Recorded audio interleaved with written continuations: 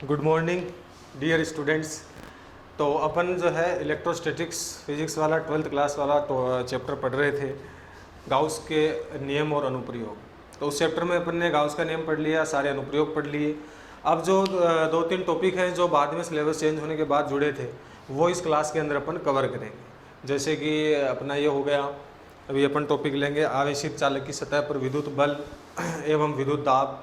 उसके बाद अपन बात करेंगे एकांक आयतन में संचित ऊर्जा, साबुन के बुलबुले का संतुलन और कुछ गाउस के नियम के कुछ 2-4 एग्जाम्पल लेकर इस क्लास को अपन इस तरीके से बनाएंगे। देखो, तो सबसे पहली अपनी आज की हेडिंग है आवेशित चालक की सतह पर विद्युत बल एवं विद्युत दाब। आवेशित चालक की सतह पर विद्युत बल एवं विद्युत दाब। तो सबसे पहले अपन को ये समझना है कि भाई आवेशित चालक की सतह पर विद्युत बल क्यों लगेगा या विद्युत दाब किस तरीके से बनेगा। तो उस चीज़ को अपन को पहले कंप्लीट समझना है। तो ये मान लो कि कोई आवेशित चालक है, आप इसको एक जो है गोला मान सकते हो कि एक चालक गोला है। इसको जब भी अपन आवेश देंगे तो चालक को दिया गया आवेश चालक की सतह पर समान रूप से वितरित हो जाता है। तो इसका आवेश भी इस गोले की सतह पर समान रूप से विभक्त हो जाएगा। यहाँ पर पृष्ठीय आवेश घनत्व अपन काम में लेंगे, और पृष्ठीय आवेश घनत्व जो है वो होता है आवेश बटे में पृष्ठीय क्षेत्रफल। अपन को ये समझना है कि इस पर जो बल विद्युत बल लग रहा है वो किस प्रकार से लगेगा, दाब किस प्रकार से लगेगा। तो इस आवेशित चालक की सतह पर एक डीए क्षेत्रफल अल्पांश की कल्पना कीजिए। ये जो है ये मान लेते हैं अपन ने एक डीएस क्षेत्रफल अल्पांश की कल्पना करते हैं, और इसके ऊपर उपस्थित आवेश कितना है भाई, डीक्यू आवेश उपस्थित है। पूरी सतह पर आवेश है। अगर सतह का एक टुकड़ा लूँ मैं डीएस, तो उस टुकड़े के ऊपर भी कुछ ना कुछ तो आवेश आएगा। तो वो आवेश मान लिया कितना है, डीक्यू आवेश वहाँ पर उपस्थित है। अब उस डीक्यू आवेश जो है वो बचे हुए आवेश से प्रतिकर्षित होगा। जैसे कि अगर बाकी सतह को भी मैं इस प्रकार के अल्पांशों में विभक्त कर लूँ, बाकी जो सतह है वो भी डीएस डीएस डीएस अल्पांशों में विभक्त कर लूँ, तो इन सब पर भी डीक्यू डीक्यू डीक्यू आवेश है। तो ये जो बची हुई सतह है वो इस डीएस सतह के डीक्यू आवेश को प्रतिकर्षित करेगी। समान प्रकृति के होने के कारण आवेश जो है, ये जो डीक्यू आवेश है वो प्रतिकर्षित होगा। तो ये सारे आवेश मिलकर इसको बाहर की ओर प्रतिकर्षित करेंगे। तो इस पर बाहर की ओर एक विद्युत बल कार्य करेगा। विद्युत बल क्योंकि आवेशों की वजह से लग रहा है, और ये बल जो है हमेशा सतह से बाहर की ओर ही लगेगा। वैसे ये जो बल है वो अध्यारोपण के सिद्धांत से आएगा। इन सभी आवेशों के कारण जितने भी बल लग रहे हैं उन सभी बलों का सदिश योग करेंगे तो ये परिणामी बल बन जाएगा। तो इस प्रकार से पूरी सतह के लिए, पूरे गोले के लिए क्या कहोगे, ये वाली सतह जो है वो भी जो है बाहर की ओर प्रतिकर्षित होगी उसके आवेश के कारण। तो इस प्रकार से आवेशित चालक की सतह पर बाहर की ओर क्या लगता है, एक विद्युत बल। ये जो बल है इसी को क्या कह रहे हैं, विद्युत बल कह रहे हैं। विद्युत बल कार्य करता है। क्यों कार्य करता है, तो सतह के अल्पांशों, प्रत्येक अल्पांश जो है बची हुई सतह के आवेश से प्रतिकर्षित होता है। अब आप चाहे इसको ऋणावेश दो चाहे धनावेश दो, ये जो आवेश है वो अल्पांश आवेश बचे हुए आवेश से प्रतिकर्षित ही होगा। तो इसका मतलब हमेशा जो ये विद्युत बल लगेगा हमेशा बाहर की ओर ही लगेगा।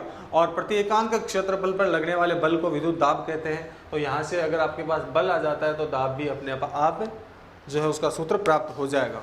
तो सबसे पहले अपन देखो ये सूत्र ज्ञात कैसे करेंगे, तो उसको अपन एक बार इसका जो डेरिवेशन का फ्लो है वो किस प्रकार से रहेगा, तो उसके लिए मैं आपको 3 स्टेप बता रहा हूँ कि इन 3 स्टेप के अंदर जो है इसका आंसर पूरा डेरिवेशन आपको जो है याद रह जाएगा कि इस तरीके से करना है। बाकी जो है आपको ये सारी स्थिति जिस प्रकार से मानते हो वो सारी लिखनी है बस। देखो अपन ने क्या माना, डीएस पर डीक्यू आवेश माना, तो इस डीक्यू आवेश पर विद्युत बल कितना लगेगा वो बल हमें ज्ञात करना है। तो उस बल के लिए अपन कौन सा सूत्र यूज करेंगे, F बराबर क्यू ई। हम जानते हैं E बराबर F बटा क्यू होता है, तो F बराबर क्यू ई ये सूत्र यूज करेंगे। अब चूंकि ये डीक्यू आवेश है तो उस पर लगने वाला अल्प बल डीएफ होगा, तो ये डीक्यू इंटू में ई हो जाएगा। क्लियर है क्या भाई। जब कंप्लीट बल F था तो कंप्लीट आवेश था, अब आवेश का अल्पांश है तो बल भी एक अल्पांश के रूप में अपन ले लेते हैं। अब यहाँ पर इन दोनों के केवल मान रखने हैं। देखो सिग्मा के सूत्र से आपको डीक्यू का मान मिल जाएगा। हम जानते हैं पृष्ठीय आवेश घनत्व होता है आवेश बटे में क्षेत्रफल। डीक्यू क्षेत्रफल, डीक्यू आवेश डीक्यू डीएस क्षेत्रफल में उपस्थित है, तो सिग्मा बराबर हो जाएगा डीक्यू अपॉन में डीएस। तो यहाँ पर ये सिग्मा का मान आपको मिल गया, डीक्यू का मान मिल गया सिग्मा डीएस। तो सिग्मा डीएस मैंने लिख दिया। ई विद्युत क्षेत्र की तीव्रता है। ये विद्युत क्षेत्र की तीव्रता इन बचे हुए आवेशों की वजह से है। ये जो आवेश बच गए ये यहाँ पर कितनी विद्युत क्षेत्र की तीव्रता उत्पन्न कर रहे हैं, जहाँ DQ आवेश है तो वो विद्युत क्षेत्र की तीव्रता है, उसका मान भी अपन डेरिवेशन में अलग तरीके से निकालेंगे। लेकिन वो मान आएगा कितना वो अपन पहले से ही प्रिडिक्शन या आप कह सकते हैं कि उसको समझ सकते हैं, फील ले सकते हैं थोड़ी सी किस प्रकार से वो आएगा। देखो देखो अगर मैं इस सतह को ऐसे खोल दूं, इस सतह को छोड़ दो, बाकी सतह को ऐसे खोल दूं तो ये इस प्रकार से क्या बन जाएगी, एक आवेशित परत बन जाएगी। और आवेशित परत के कारण आसपास के बिंदुओं पर विद्युत क्षेत्र का मान कितना होता है, सिग्मा अपोन में 2 एप्सिलॉन नॉट होता है। तो ये विद्युत क्षेत्र का मान अलग तरीके से अपन निकालेंगे डेरिवेशन में, लेकिन आएगा कितना, सिग्मा अपोन में 2 एप्सिलॉन नॉट आएगा। तो ये एल बल कितना आ जाएगा, हाफ सिग्मा स्क्वायर अपोन में एप्सिलॉन नॉट ds आ जाएगा।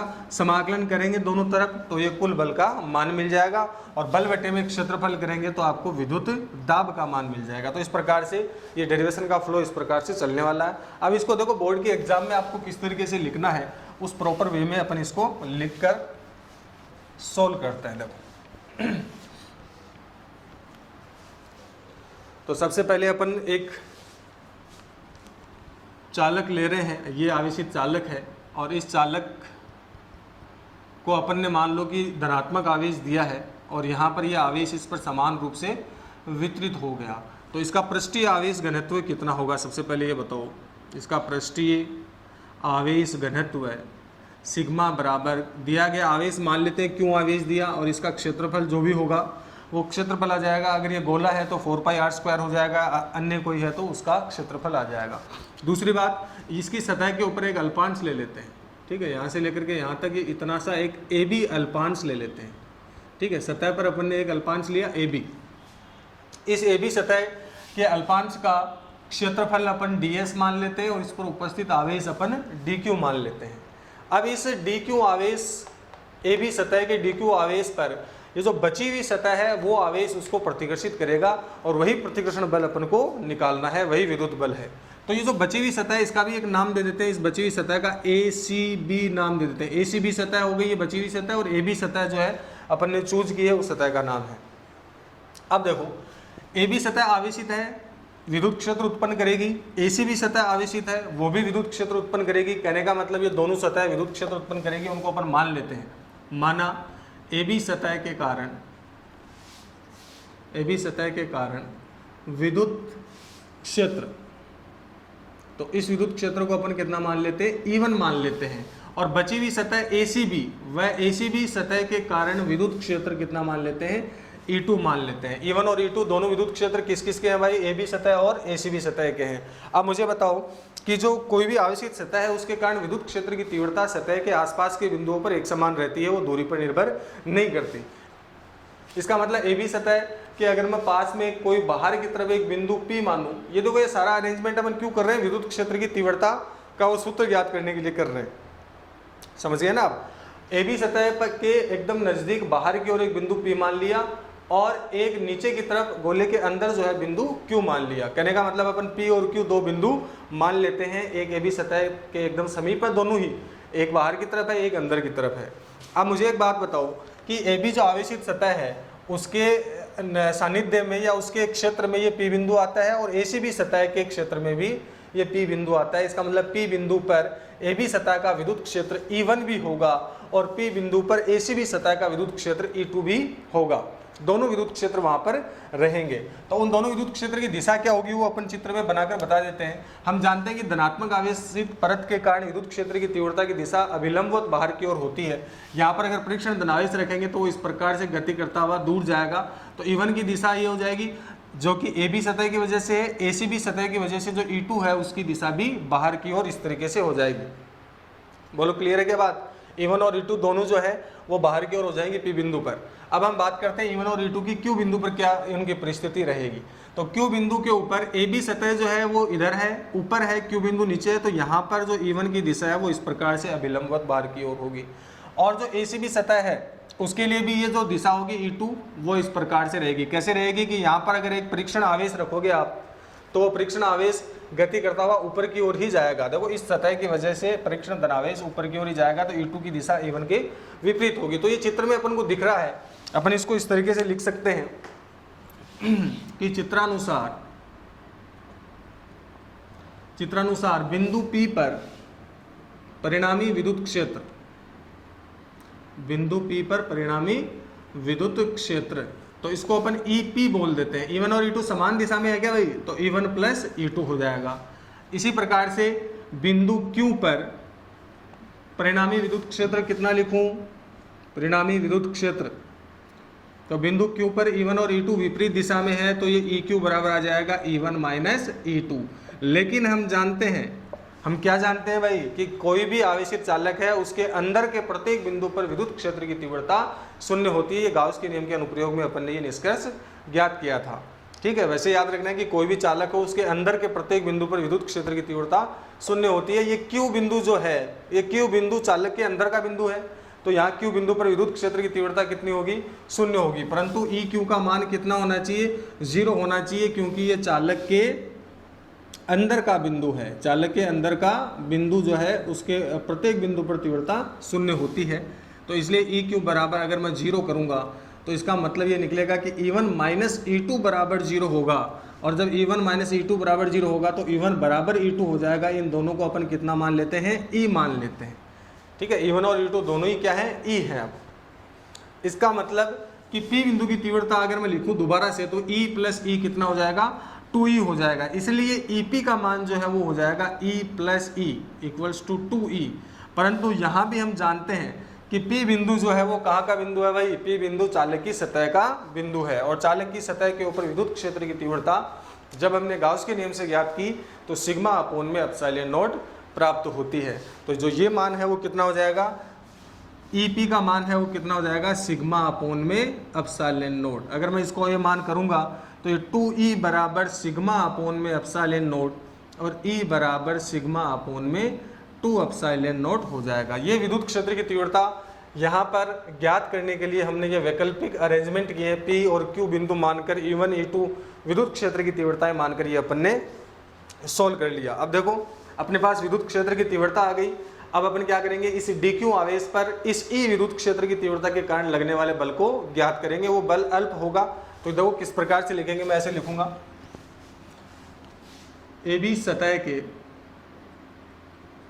अल्पांश आवेश, अल्पांश जो है DQ पर विद्युत बल, इस DQ पर कितना विद्युत बल लगेगा, तो DF बराबर DQ इंटू में E लग जाएगा। समीकरण 1 से E का मान रखने पर DF बराबर ये कितना है, सिग्मा अपोन में 2 एप्सिलॉन नॉट। अच्छा, चूंकि अपन जानते हैं सिग्मा जो होता है वो आवेश बटे में क्षेत्रफल होता है। अगर DS क्षेत्रफल अपन ने माना है उस पर DQ आवेश है तो DQ बटा DS ये सिग्मा का मान होगा। और यहाँ से DQ बराबर सिग्मा DS ये होगा, तो ये मान रख देते हैं। ये मान रखने पर ये अपने पास अल्प बल आ जाएगा, DF बराबर सिग्मा DS इंटू में सिग्मा अपोन में 2 एप्सिलॉन नॉट। तो DF इक्वल्स टू हो जाएगा हाफ सिग्मा स्क्वायर अपोन में एप्सिलॉन नॉट इंटू में DS। ये जो है वो उस अल्पांश DS के ऊपर उपस्थित आवेशित अल्पांश DQ पर लगने वाला विद्युत बल DF हो जाएगा। अगर आपको कुल बल ज्ञात करना है पूरी सतह पर लगने वाला, तो कुल बल जो है इसके समाकलन से आ जाएगा। पूरी सतह पर लगने वाला कुल बल जो है इंटीग्रेशन DF। और यहाँ पर देखो इन सब का इंटीग्रेशन तो होगा नहीं क्योंकि नियत राशियाँ हैं, तो ये हाफ सिग्मा स्क्वायर अपोन में एप्सिलॉन नॉट नियत राशियाँ बाहर आ जाएंगी और इस क्षेत्रफल का समाकलन DS सारे जोड़कर इसका संपूर्ण पृष्ठीय क्षेत्रफल बन जाएगा। अब देखो ये संपूर्ण पृष्ठीय क्षेत्रफल कितना आएगा ये उस वस्तु के आकार के ऊपर निर्भर करता है।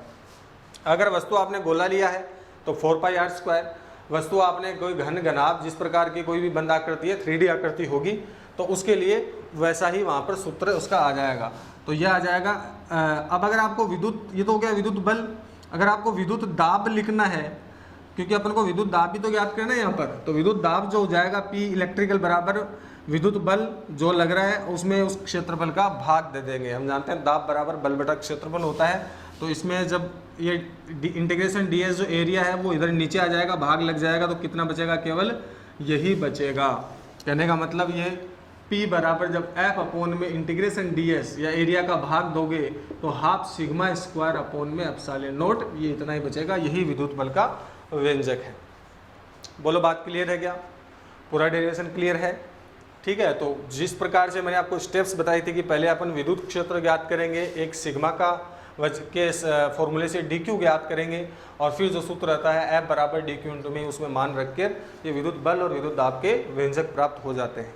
ठीक है, अब देखो इसी से आगे रिलेटेड टॉपिक है कि जब हम किसी भी वस्तु को आवेश देते हैं, चालक को आवेश देते हैं, आवेश सतह पर विद्यमान हो जाता है, बाहर की ओर विद्युत बल लगता है, विद्युत दाब लगता है, उसकी वजह से क्या होगा, उसकी वजह से उसके आकार में वृद्धि होने का प्रयास होगा। बाहर की ओर ये जो मान लो कोई गुब्बारा है उसको आवेशित कर दिया, तो ये जो विद्युत दाब बाहर की ओर लग रहा है उसकी वजह से उसके आकार में क्या होगी, वृद्धि होगी, और आकार में वृद्धि होगी तो एक स्थिति के बाद वो फूट भी सकता है।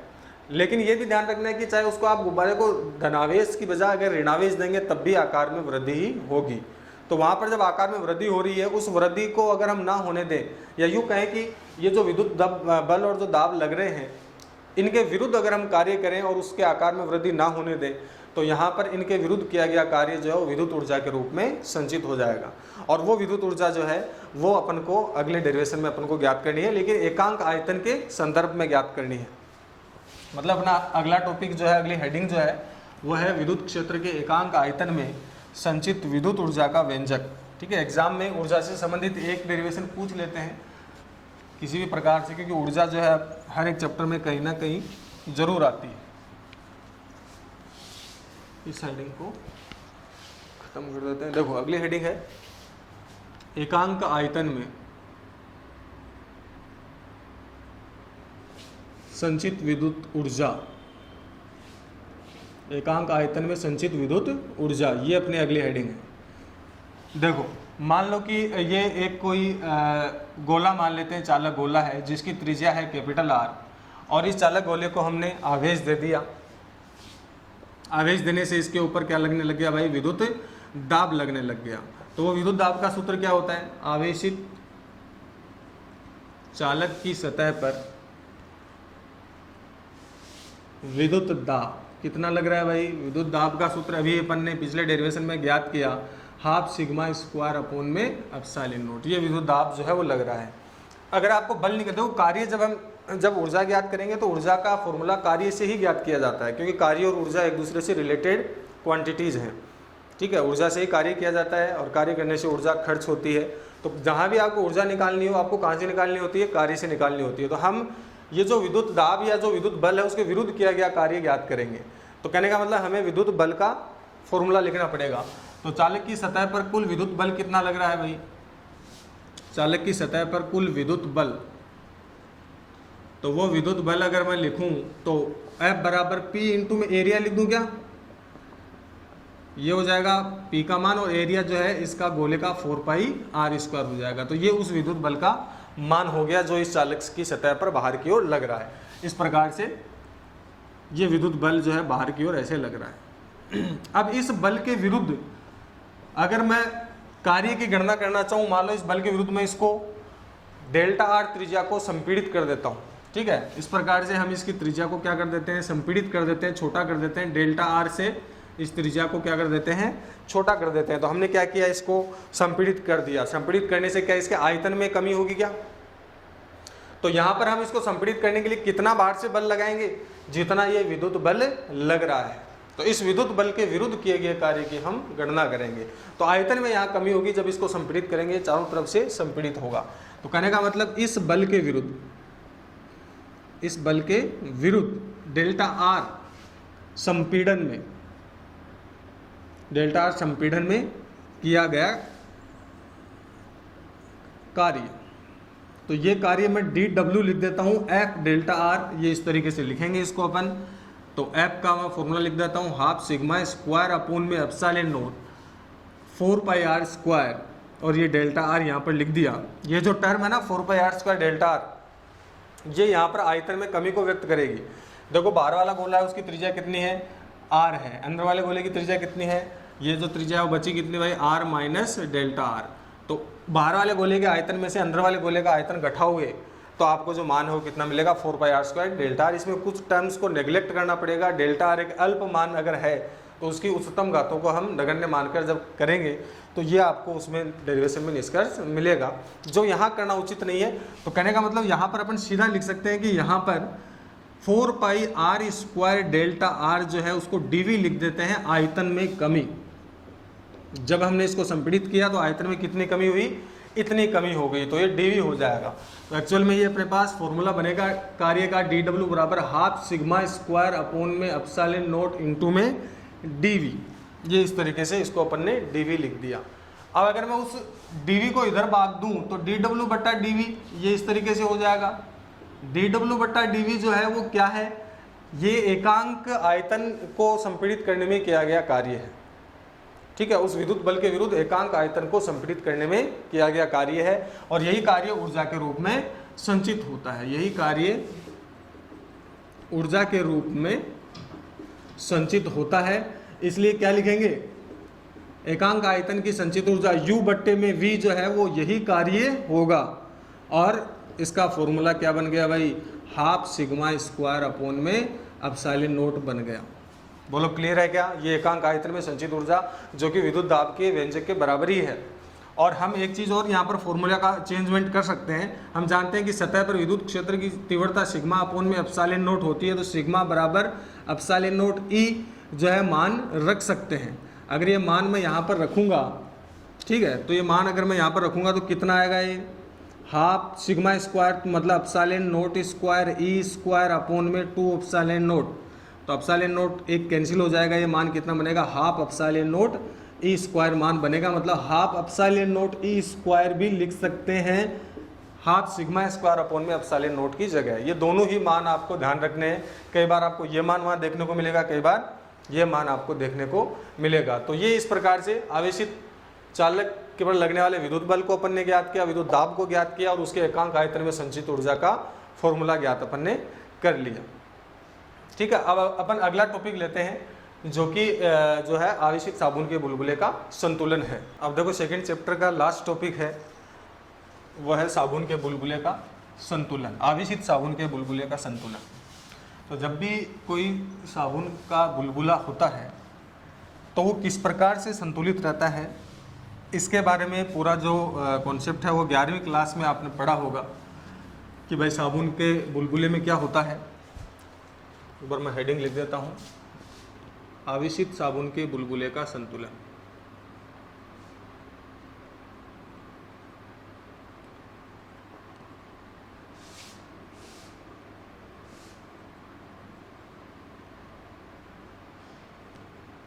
देखो, ये मान लो कि कोई साबुन का बुलबुला है, ठीक है। अभी ये आवेशित नहीं है, नॉर्मल साबुन का बुलबुला है। तो साबुन के बुलबुले के अंदर क्या होगी भाई, अंदर एयर होगी और बाहर चारों तरफ वायुमंडलीय एयर है, मतलब अंदर भी हवा है बाहर भी हवा है। हवा जो है वो पात्र की सतहों पर समान रूप से दाब डालती है, आप जानते हो। तो ये जो एयर है वो बाहर निकलने का प्रयास कर रही है, मतलब जो हवा है अंदर वाली वो बाहर की ओर दाब लगा रही है इस तरीके से, ठीक है। वो बाहर निकलना चाह रही है, बाहर की ओर जो अंदर वाली हवा है वो दाब लगा रही है। तो इस दाब को अपन पी इन बोल देते हैं। ये दाब कौन सा है, पी इन, ठीक है। पी इन मतलब बाहर की जो हवा, वो अंदर की जो हवा है वो बाहर निकलना चाह रही है, तो ये जो है वो आंतरिक दाब है, पी इन। और बाहर जो वायुमंडलीय हवा है, वायु है, वो इस पर वायुमंडलीय दाब लगाती है, ठीक है। ये अपन जानते हैं कि वायुमंडलीय दाब सभी वस्तुओं पर लगता है। जो वायुमंडल में हवा है उसका जो भार है उसकी वजह से वायुमंडलीय दाब लगता है। तो ये जो वायुमंडलीय दाब है इसको अपन पी आउट बोल देते हैं या वायुमंडलीय दाब बोल दो, जो भी है। तो एक तरीके से ये जो झिल्ली बनी हुई है, सतह बनी हुई है साबुन के पानी की, तो ये झिल्ली जो है इसके ऊपर दो प्रकार के दाब लग रहे हैं। अंदर वाली हवा का दाब बाहर निकलना चाह रही है बाहर की ओर, और बाहर वाली हवा का अंदर की ओर। तो ये जो दोनों दाब होते हैं वो कभी भी बराबर नहीं होते हैं। अगर बुलबुला अगर आपका है तो ये दाब बराबर नहीं होंगे, ठीक है। क्यों नहीं होंगे, क्योंकि अंदर वाला जो हवा है उसको तो हमने बाउंड कर दिया, उसको तो अपने बांध रखा है एरिया में, और जहाँ एरिया कम होगा वहाँ दाब जो है अपने आप बढ़ जाएगा।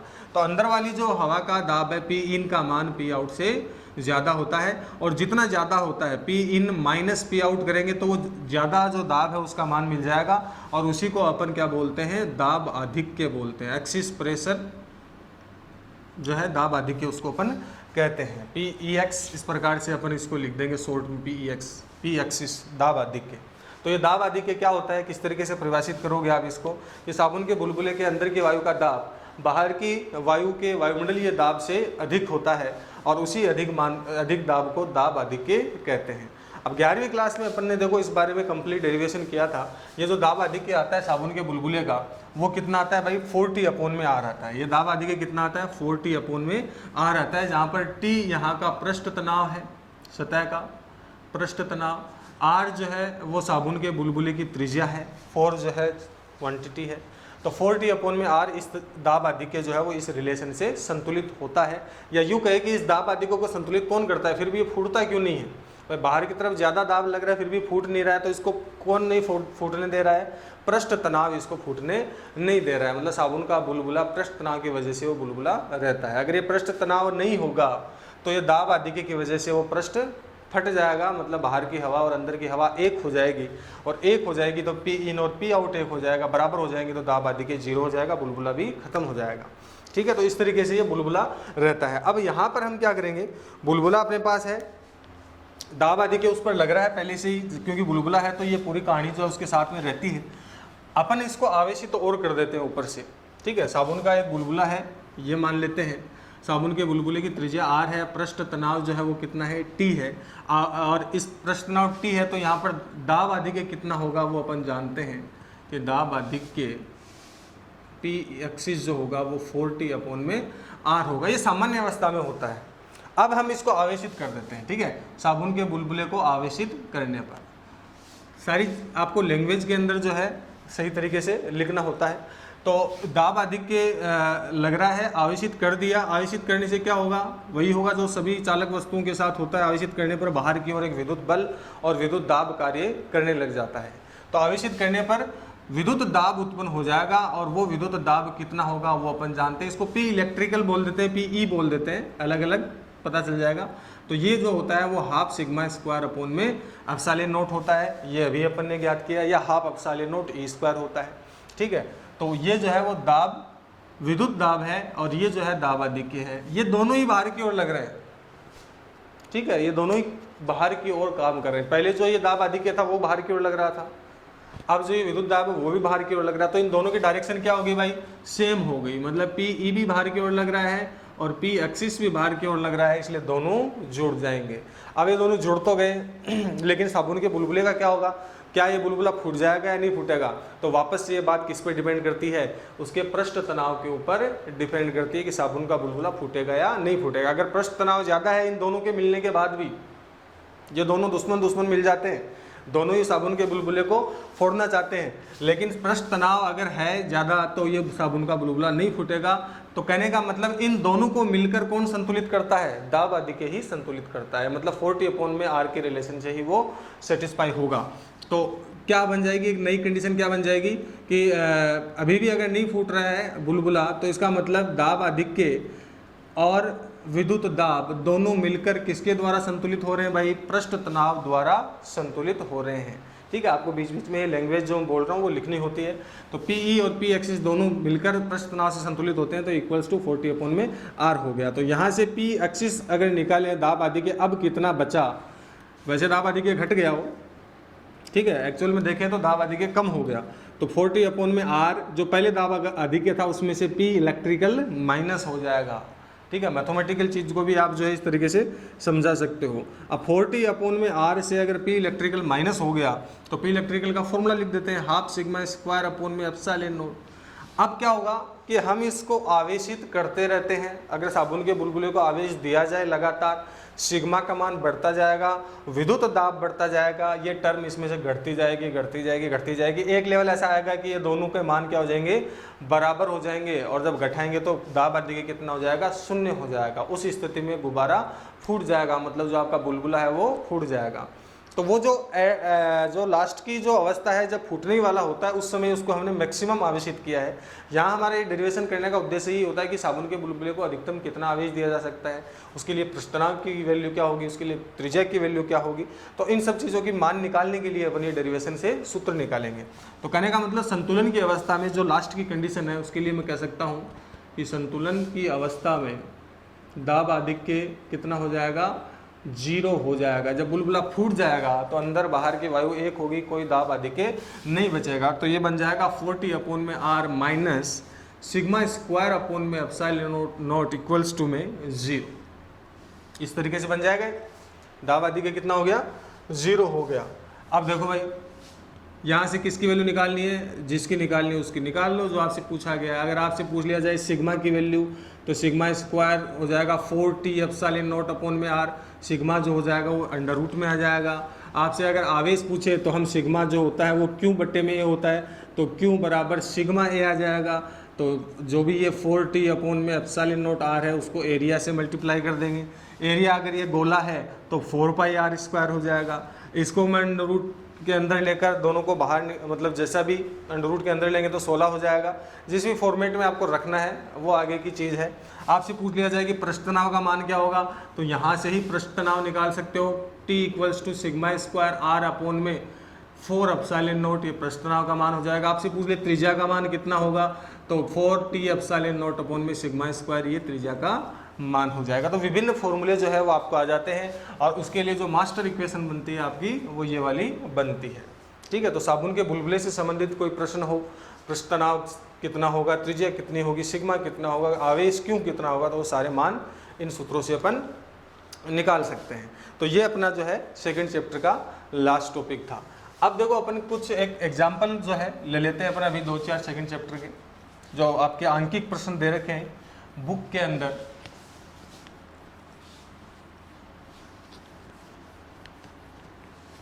देखो एक दूसरा या तीसरा क्वेश्चन आपको इस तरीके से दे रखा है आपकी बुक के अंदर। ठीक है, क्वेश्चन क्या दे रखा है कि भाई एक घन लेते हैं, ए भुजा का या कोई भी भुजा का एक घन लेते हैं और उस घन के लिए विभिन्न स्थितियों के ऊपर आवेश, बिंदु आवेश जो है वो रखा जाता है और आपसे पूछा जाता है कि उस घन से संबंधित कुल विद्युत फ्लक्स का मान क्या होगा या उस घन के प्रत्येक फलक से संबंधित विद्युत फ्लक्स कितना होगा। ठीक, ये क्वेश्चन होता है। क्वेश्चन क्या है कि घन के लिए घन का कुल विद्युत फ्लक्स और घन के प्रत्येक फलक से संबंधित विद्युत फ्लक्स का मान ज्ञात कीजिए। इस प्रकार से ये आपसे प्रश्न पूछा जाता है। अब इसके लिए आवेश को कहाँ कहाँ रखना है, तो आवेश को जैसे मान लो कि घन के केंद्र पर रख देते हैं। उसके लिए आपको 2-3 स्थितियाँ दे रखी है कि आवेश को कहाँ कहाँ रखना है। तो पहली स्थिति है कि आवेश को घन के केंद्र पर रख दिया जाए। इस प्रकार से अपन ने घन के केंद्र पर आवेश को रख दिया। अब मुझे बताओ, अगर आवेश को मैं घन के केंद्र पर इस प्रकार से रख देता हूँ तो इस आवेश से निकलने वाली विद्युत क्षेत्र जो रेखाएं हैं वो घन के सभी फलकों से निकलेंगी और समान रूप से निकलेंगी। देखो सममित अवस्था बन रही है भाई।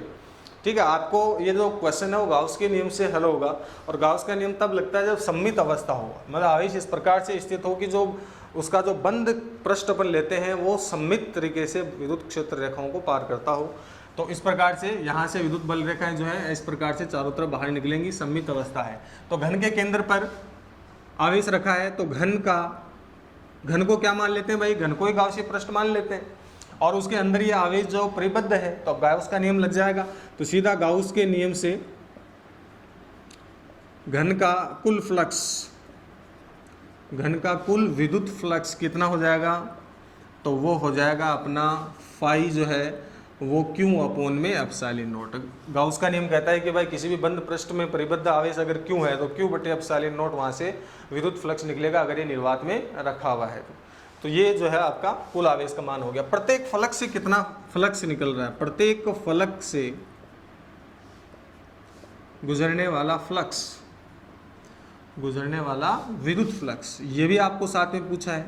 तो ये जो फ्लक्स है वो उसको अपन फाई डैश बोल देते हैं। ये कितना होगा, तो देखो सीधी सी बात है भाई, देखो कुल फ्लक्स क्यू बटा एप्सिलॉन नॉट निकल रहा है और ये कहाँ कहाँ से निकल रहा है, ये टोटल जो घन के कितने फलक होते हैं भाई, 6 फलक होते हैं। तो टोटल 6 फलकों से निकल रहा है तो एक फलक के हिस्से में कितना आएगा, तो जो कुल फ्लक्स था उसमें 6 का भाग दे देंगे तो ये क्यू अपॉन में 6 एप्सिलॉन नॉट जो है वो इसके प्रत्येक फलक से निकलने वाला फ्लक्स हो जाएगा। बोलो बात क्लियर है क्या। अब देखो आप इसमें दूसरा पॉइंट आपसे पूछा जाता है कि आवेश को जो है वो कहाँ रख दें, आवेश को घन के किसी कोर पर रख दें। ठीक है, आवेश को घन के किसी कोर पर रख दें तो जो है ये दोनों मान कितने होंगे। ठीक है, दूसरा पॉइंट है आवेश को घन की कोर पर रख देते हैं, आवेश को घन की कोर पर। देखो कोर मतलब किनारा होता है, यहाँ पर मैंने आवेश को रख दिया, यहाँ आवेश को रख दिया तो बताओ कि ये आवेश जो है क्या इस पूरे घन के अंदर बंद है या कुछ हिस्सा बाहर भी है इसका। ठीक है, आवेश का कुछ हिस्सा बाहर झांक रहा है पूरा जो है वो आवेश इसमें परिबद्ध नहीं है। और गाउस के नियम की ये विशेषता है, या ये कहें कि ये ध्यान रखना होता है कि भाई जो गाउस का नियम है, जो ये ऊपर कुल आवेश आता है वो केवल बंद पृष्ठ में परिबद्ध आवेश आता है। तो जो आवेश का हिस्सा बाहर रह गया वो इसमें शामिल नहीं होगा। तो हम इसको गाउस का नियम लगाने के लिए पहले हमें क्या करना पड़ेगा, ऐसा गाउसीय पृष्ठ मानना पड़ेगा जिसमें ये आवेश परिबद्ध हो जाए। अब मानने को अपन कैसा भी मान सकते हैं, गोला बेलन किस प्रकार का भी मान सकते हैं, लेकिन अपन को सिचुएशन को कॉम्प्लिकेट ना करके उसको इजी करना है। तो हम जिस प्रकार का ये घन दिख रहा है, सेम टू सेम ऐसा ही घन अगर इसके पास साइड में इस फलक से फलक मिलाते हुए रख दें तो एक तो ये घन हो जाएगा, एक वो पास वाला घन हो जाएगा, तो ये नीचे से पूरा कवर हो जाएगा। अभी भी ये ऊपर से खुला हुआ है, ऊपर से खुला हुआ है तो दो घन ऊपर रख देते हैं, ये आपको इमेजिन करना पड़ेगा। ठीक है, इस प्रकार से ये मान लो, ये वैसे तो घनाभ है, तो ये मान लो आप, सही है। देखो ऐसे मान लो कि ये जो है घन है और घन के किनारे पर देखो यहाँ जो है आपका इसके ऊपर एक आवेश रखा हुआ है, इस आवेश को बंद करना है चारों तरफ से। और ऐसे कितने घन की जरूरत पड़ेगी, तो एक घन जो है मैं इस प्रकार से रख देता हूँ तो नीचे से कवर हो गया। अब ये दो इस प्रकार से ऐसे कैसे दो ऊपर रख देते हैं। ठीक है, एक घन मैं यहाँ पर रख दूँ और दूसरा घन मैं यहाँ पर रख दूँ। ठीक है, ऐसे यहाँ भी ये घन रखा हुआ है, तो वो जो आवेश है वो कहाँ गया, एकदम सेंटर के अंदर आ गया यहाँ पर। तो मतलब ये चार घन मिलकर एक बंद गाउसीय पृष्ठ का निर्माण कर सकते हैं। ठीक है, चार घन मिलकर एक बंद गाउसीय पृष्ठ का निर्माण कर सकते हैं। तो यहाँ पर गाउस के नियम से क्या होगा, चार घनों से निर्गत कुल विद्युत फ्लक्स का मान, क्योंकि वो चारों घन आप क्या बन गए भाई, मिलकर गाउसीय बंद पृष्ठ का निर्माण कर रहे हैं, तो क्यू अपॉन में एप्सिलॉन नोट चार घन से। तो बताओ एक घन से कितना फ्लक्स निकलेगा, चार से अगर आपका क्यू बटे एप्सिलॉन नोट निकलता है तो एक घन से निर्गत फ्लक्स, एक घन से निर्गत फ्लक्स का मान जो है उसको आप जो है फाई डेज कह दो, कितना हो जाएगा, फाई जो है वो चार से निकल रहा है तो चार का भाग लग जाएगा। तो इस दिए गए घन से निकलने वाला फ्लक्स क्यू अपॉन में 4 एप्सिलॉन नोट हो जाएगा। दिए गए घन से निकलने वाला फ्लक्स कितना हो जाएगा, क्यू अपॉन में 4 एप्सिलॉन नोट। अब अपने पास इससे अगला क्वेश्चन भी पूछता है कि प्रत्येक फ्लक्स से निकलने वाला फ्लक्स कितना होगा। अब आपको ये देखना है कि इस स्थिति में क्या प्रत्येक फ्लक्स से फ्लक्स निकल रहा है क्या।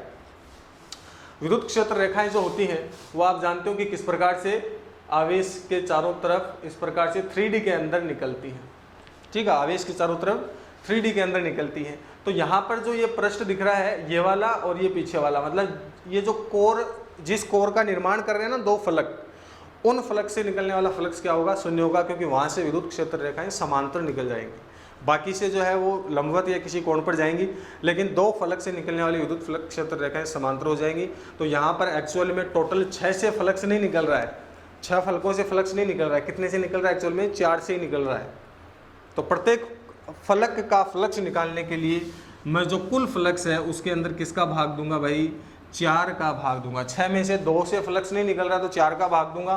ये जो है क्यू अपॉन में 4 एप्सिलॉन नोट पहले से ही है, तो क्यू अपॉन में 16 एप्सिलॉन नोट ये इसका मान हो जाएगा, प्रत्येक फ्लक्स से निकलने वाला फ्लक्स।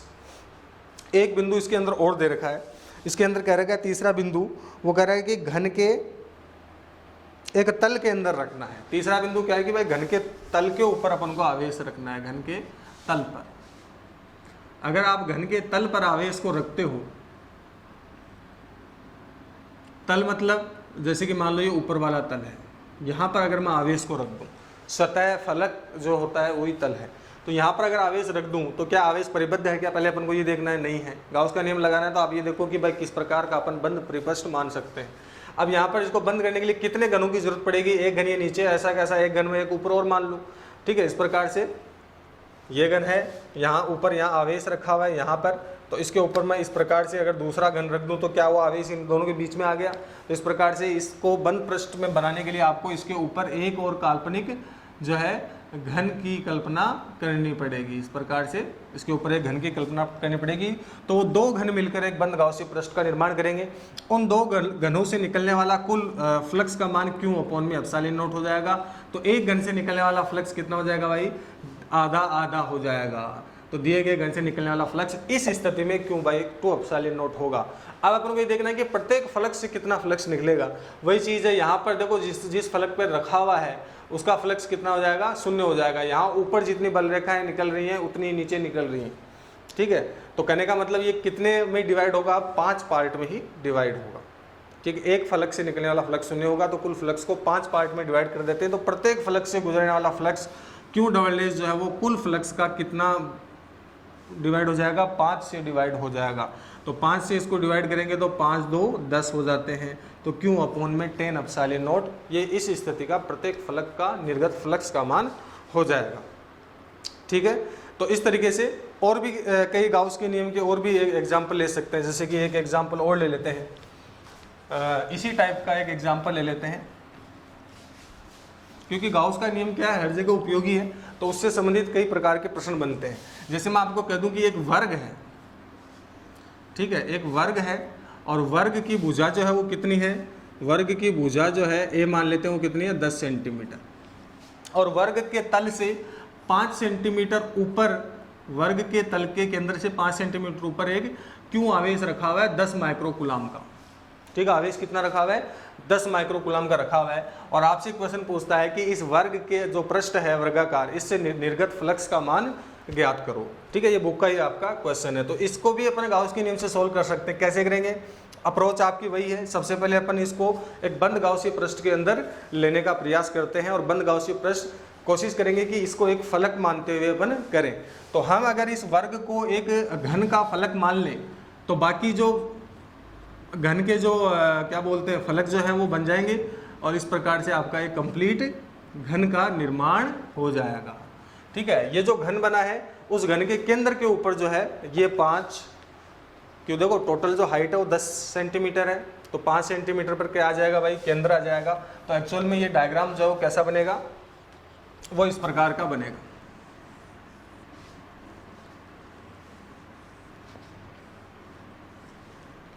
इस प्रकार से ये बीचों बीच आवेश जो है 10 माइक्रोकूलाम का, ये जो एक 10 सेंटीमीटर इसकी भुजा है, और ये तल से जो है वो कितनी दूर है, 5 सेंटीमीटर दूर है। तो बोला बंद पृष्ठ हुआ कि नहीं हुआ, बंद पृष्ठ के लिए गाउस के नियम से कुल विद्युत फ्लक्स का मान कितना होता है, क्यू अपॉन में एप्सिलॉन नॉट, 10 माइक्रोकूलाम अपॉन में एप्सिलॉन नॉट। अब बताओ, ये जो अपना दिया गया वर्ग था वो इस पूरे घन का एक फलक है। तो कहने का मतलब यहाँ प्रत्येक फलक से निकलने वाला फ्लक्स अपन को ज्ञात करना है। तो वर्ग का फ्लक्स कितना हो जाएगा, तो वर्ग का फ्लक्स यहाँ पर कुल फ्लक्स का 6 गुना डिवाइड हो जाएगा, मतलब 6 से इसको भाग दे देंगे, क्योंकि टोटल 6 फलकों से निकल रहा है ये क्यू अपॉन में एप्सिलॉन नॉट। तो एक फलक से कितना निकलेगा, इतना निकलेगा। तो जो भी 10 माइक्रोकूलाम था वो 6 एप्सिलॉन नॉट इसमें डिवाइड कर देंगे। अब ये गणितीय प्रक्रिया है, इसको सोल्व कर लेंगे। माइक्रो का मतलब 10 की घात -6 हो जाएगा, और एप्सिलॉन नॉट का मान 8.85 गुना 10 की घात -12 न्यूटन मीटर स्क्वायर पर कूलम स्क्वायर हो जाएगा।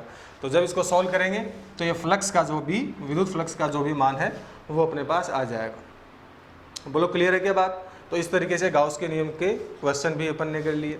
तो देखो आज की क्लास में ये सारे टॉपिक अपन ने पढ़ लिए हैं, 2 चैप्टर अपने कंप्लीट हो गए। आगे भी जो है ऑनलाइन क्लासेज आपको मिलती रहेंगी।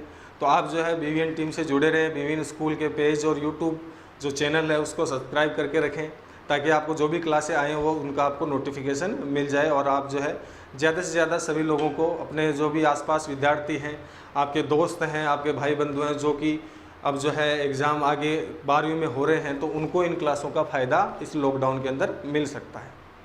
धन्यवाद।